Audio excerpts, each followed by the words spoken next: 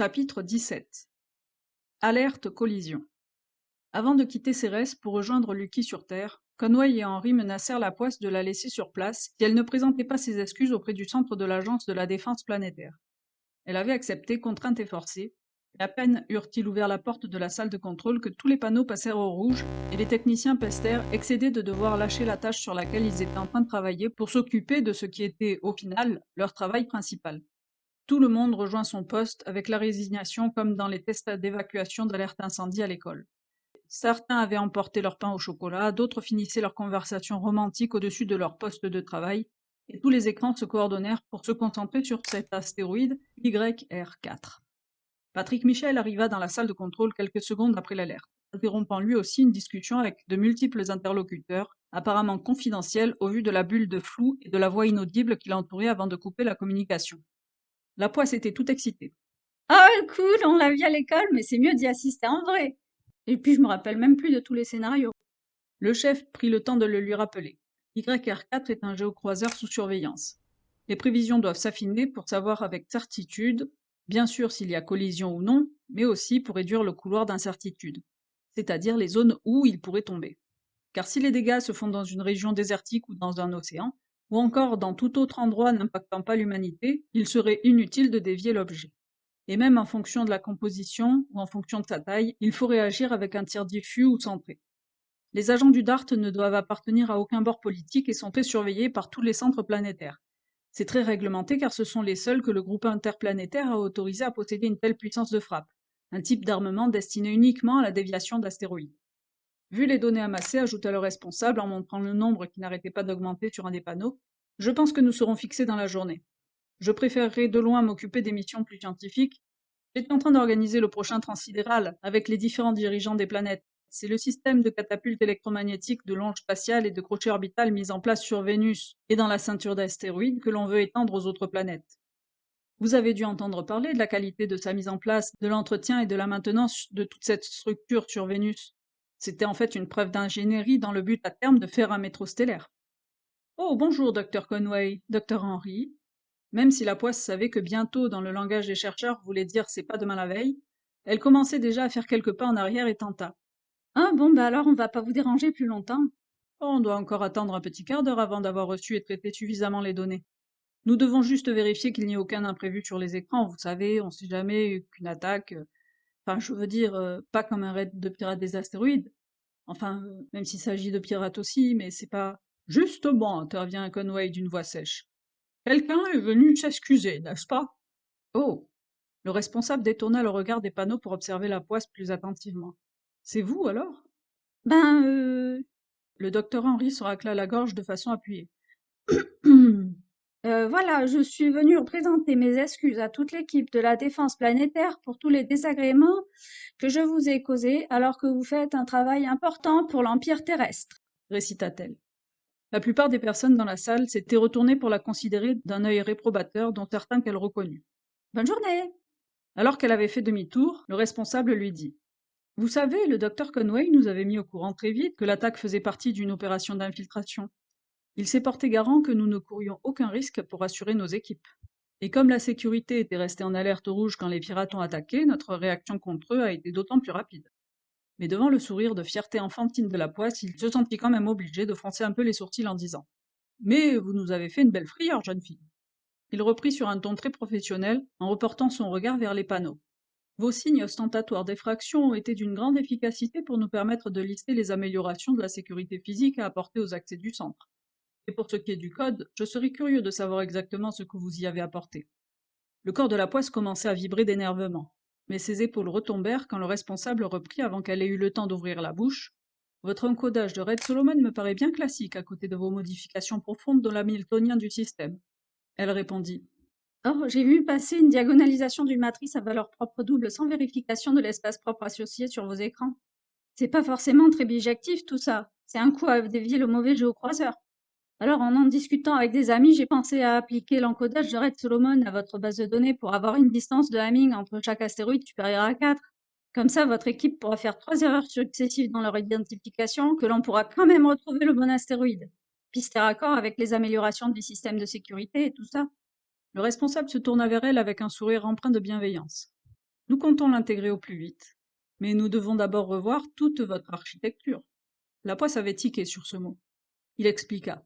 Quand on travaille en groupe sur la création et la modification de grosses applications, comme par exemple l'organisation de la déviation des géocroiseurs dangereux, on a des règles pour travailler ensemble. Ici, on est très attaché au clean code. Il réfléchit une seconde à la vulgarisation du concept. On évite de coder comme un cochon pour que même quelqu'un d'autre puisse apporter des améliorations. Sans vouloir vous offenser, bien sûr. Je vous assure que ça évite une perte de temps considérable. Mais vous êtes jeune, et ce sont des méthodes de travail qui s'apprennent. Vous avez le temps. Et comme il avait l'air d'attendre que la poisse reprenne la parole, elle ajouta. Sinon, j'ai un faible pour la théorie du chaos que vous préférez appeler l'effet papillon. C'est que les petites modifications initiales sur un système qui paraissent négligeables, elles vont donner des résultats diamétralement opposés au bout de quelques étapes, comme quand on veut prédire la météo ou la position des astéroïdes. Au bout de quelques semaines, on ne peut plus rien anticiper. Et pas seulement à cause de la puissance de calcul, de la physique en jeu ou de la multitude de paramètres à prendre en compte. C'est juste un petit grain de sable ou un battement d'aile au début du calcul qui va radicalement modifier les différentes réalités futures. Elle haussa les épaules. Les maths des modèles physiques peuvent apporter plus de fiabilité. Je trouve que mon ami Hamiltonien a plus d'avantages que d'inconvénients. J'en conviens, nous faisons des simulations pour vérifier sa robustesse. Mais vous savez, les mathématiciens qui savent faire le lien avec la physique nous intéressent particulièrement. En 1 ou 2 ans d'études, vous pourriez intégrer notre équipe. Une tasse se brisa au sol vers le petit groupe à leur droite, et quelqu'un était en train de s'étouffer. Bah alors Max, t'as fait fausse route? Conway et Henry reconnurent Cyrielle qui venait tapoter dans le dos d'un technicien qui avait viré au rouge. Mais quand même, Barthé, tu pourrais aider ce pauvre Maxence au lieu de te moquer. La poisse sourit largement. Non, monsieur, la vie de bureau, c'est trop compliqué. Mais vous acceptez les freelances? On a quelques, disons, partenaires, oui, ici même, dans la ceinture. Nous avons par exemple Echo, à qui nous passons des commandes de temps en temps, justement sur les encodages de Red Salomon, ou autres encodages de Red Muller. Mais nous nous tournons vers lui plutôt dans le domaine de la cryptographie. Les yeux de la poisse brillèrent encore plus. Ouais, je le connais, c'est un bon ami. Et en échange d'un travail propre sur une modélisation poussée avec un bel Hamiltonien, vous pourriez proposer des autorisations de détention du genre accréditation d'art pour un condensateur Extec, par exemple? En vision périphérique, la poisse remarqua Conway virer au rouge et faire un pas dangereux dans sa direction. Mais le responsable répondit avec un professionnalisme déroutant. Nous ne proposons que des crédits en échange de nos commandes, mademoiselle. Nos logiciels sont open source comme vous avez pu le hacker. Et la plupart de nos contributeurs sont des citoyens bénévoles. Les grosses modifications sont effectivement accomplies par nos techniciens ou quelques partenaires, et nos équipes doivent tout de même prendre le temps de tester et vérifier les nouvelles intégrations. Et nous restons quand même une entreprise sous contrôle direct de l'Empire terrestre. Notre monnaie d'échange, ce ne sera que de la monnaie. Il eut un sourire en coin. Mais j'espère que ces compensations rudimentaires vous encourageront quand même à nous laisser un moyen de vous contacter. Oh, pardonnez-moi, mais je dois aller superviser et communiquer les premières estimations avec les responsables Terre-Lune qui sont concernés. Il reprit une communication avec 2 interlocuteurs et décrivit les données affichées sur les écrans. D'après sa luminosité seule, on ne peut pas savoir s'il est sombre et très gros ou clair et très petit, mais il est dans une plage de quelques mètres de diamètre. Selon les 3 estimations, l'astéroïde potentiellement dangereux atteindrait l'orbite de la Terre dans 3 ans, 2 mois et 12 jours. La trajectoire estimée se trouve sur la Terre, le long de l'Amérique du Sud, de l'Afrique et de l'Asie. De grandes villes sont potentiellement à risque. Sur la Lune, par contre, l'impact se ferait loin de toute installation. Veuillez vérifier que personne ne se trouve dans la zone que je vous envoie. Un vaisseau du DART a déjà l'astéroïde en ligne, prêt à le dévier en cas d'impact près d'une zone habitée terrestre. Mais nous avons encore besoin de plus d'éléments pour connaître la composition du caillou, sa porosité pour ajuster le tir en fonction, diffus si c'est un agglomérat lâche, c'est-à-dire un tas de gravats, ou centré sur le cœur s'il est plus consistant. Quelques minutes passèrent, et la trajectoire estimée se rétrécissait pour ne couvrir que la Lune. Le consul lunaire informa. Nous vous confirmerons que rien ne se trouve ni se trouvera de près ou de loin dans cette zone d'impact lunaire. Nous notons la date pour sécuriser la zone et dépêcher des mineurs après l'impact pour extraire les matériaux dans le puits que nous aura gentiment fait votre caillou. Parfait, je maintiens les agents du DART sur la cible comme convenu dans les accords interplanétaires, et comme une météorite fait un cratère d'un diamètre 20 fois plus grand que le sien, vous aurez l'impact d'un morceau de 10 mètres de diamètre qui formera un cratère de 250 mètres de diamètre. Ce ne sera pas aussi impressionnant que l'astéroïde responsable de l'extinction des dinosaures de 12 km qui a fait un cratère de 150 km de diamètre sur la planète Mère, mais ça restera un joli petit spectacle. Une fois le danger pris en charge, les équipes se dispersèrent, chacun se dirigeant vers la machine à café. Depuis la Terre, on pourra apercevoir un flash blanc assez persistant. Nous devons rester en contact le temps que les données s'affinent jusqu'à ce que la certitude soit dans un périmètre d'1 kilomètre. Si cela ne vous dérange pas, moi je vais me faire un café. Derrière le consul terrien, on entendit une voix aiguë crier. Papy, c'est à toi de jouer! Faites, faites, moi aussi j'ai une urgence, dit-il en gloussant. La consul lunaire en profita pour demander. Oh, tant que je vous ai sous la main, auriez-vous les extensions du jeu KSP pour que je puisse jouer avec mon fils aux manœuvres spatiales? Le mode Kerbal Planetary Base System est difficile à trouver, et comme ça il pourrait faire son show en le partageant avec ses amis. Lapoisse, Conway et Henry laissèrent les équipes continuer leur travail et prirent la direction de la Terre. Ils étaient venus accueillir Lucky à son retour sur Terre et se diriger vers un restaurant pour leur retrouvaille. Lucky s'était moqué de Lapoisse. Eh bien, on m'a raconté que tes excuses ont été un entretien d'embauche atypique, mais réussi.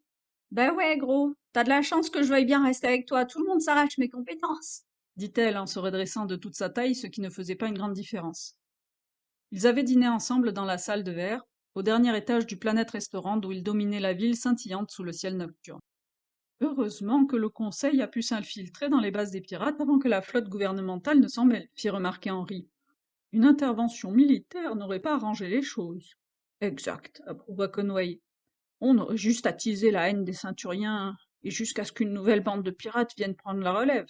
La plupart de ces gens ne savaient même pas qu'ils servaient les intérêts de Sirius. Ils cherchaient juste une vie meilleure que celle qu'ils avaient sur Terre. Je devrais pouvoir convaincre le gouvernement d'accorder une amnistie générale, sauf bien sûr pour ceux qui ont participé au raid. Et il n'y en a pas tant que ça. En leur permettant de s'établir légalement, et en finançant leurs usines de production de levure, en leur fournissant de l'eau, de l'air et de l'énergie, ajouta Lucky. On pourrait les transformer en alliés. La meilleure protection contre les criminels de la ceinture, c'est une communauté stable et prospère. Tu rêves, Lucky. Lâcha la poisse en croisant les bras. La paix durera jusqu'à ce que Sirius décide de frapper à nouveau. La poisse, tu es déçue de ne pas avoir eu un petit combat à te mettre sous la dent, plaisanta Lucky en lui lançant un regard amusé. Tu es vraiment incapable d'apprécier un peu de calme?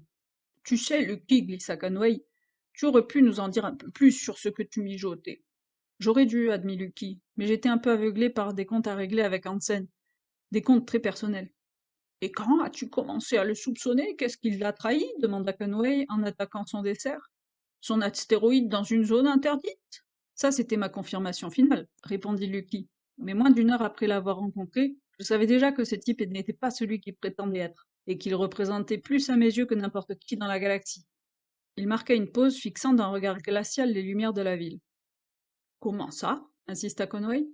Il a reconnu en moi le fils de Lawrence Starr. Il a prétendu avoir connu mon père, et je l'ai cru. Les membres du conseil ne sont pas très médiatisés. S'il a fait le rapprochement, c'est qu'il avait réellement rencontré mon père. Mais il y a deux choses qui m'ont fait tiquer. Il posa sa tasse et leva un doigt. D'abord, il m'a dit que ma ressemblance avec lui était encore plus frappante quand j'étais en colère. Mais vous m'avez toujours décrit mon père comme jovial et avenant. Un deuxième doigt. Et ensuite, une fois sur Cérès, il ne vous a ni reconnu ni même entendu parler de vous. Et alors? Intervint Henri. Vous étiez inséparables à l'époque. Comment aurait-il pu reconnaître mon père sans avoir entendu parler de vous? Lucky marqua une pause. Il n'a pu le rencontrer que dans une situation exceptionnelle, une situation où mon père était marqué par une expression de rage implacable, telle que Hansen n'a pas réussi à oublier, même 25 ans plus tard. Ça n'a pu arriver qu'une seule fois. Vous avez été séparés quand il a été envoyé sur Vénus, et que son vaisseau a été attaqué. Hansen était là. J'en étais certain. Restait à savoir si c'était qu'un sous-fifre, mais vu la fortune qu'il a amassée et la résidence qu'il s'est fait construire, j'ai vite compris. Il ne pouvait être que le capitaine. Il devait avoir une trentaine d'années à l'époque, et il commandait ce vaisseau pirate. C'est lui qui a tué mes parents. Conway blêmit. Par l'espace. Et tu l'as même pas abattu sur place? Explosa la poisse. Comment j'aurais pu? Lucky soupira. La situation m'obligeait à rester maître de moi. Il a tué mon père et ma mère, oui, mais j'avais un rôle plus important à jouer, alors j'ai attendu mon heure en restant aimable avec lui. Il porta sa tasse de café à ses lèvres et laissa son regard se perdre sur la ville. Hansen croupira dans une prison sur Mercure jusqu'à la fin de ses jours. Une mort rapide aurait été trop douce pour lui. Il esquissa un sourire. Et puis, les Cyraliens ont quitté Ganymède et nous avons sauvé la paix. Pour moi, c'est une récompense qui m'est bien plus chère que la mort de ce meurtrier. Pour moi, c'est un bel hommage à la mémoire de mes parents.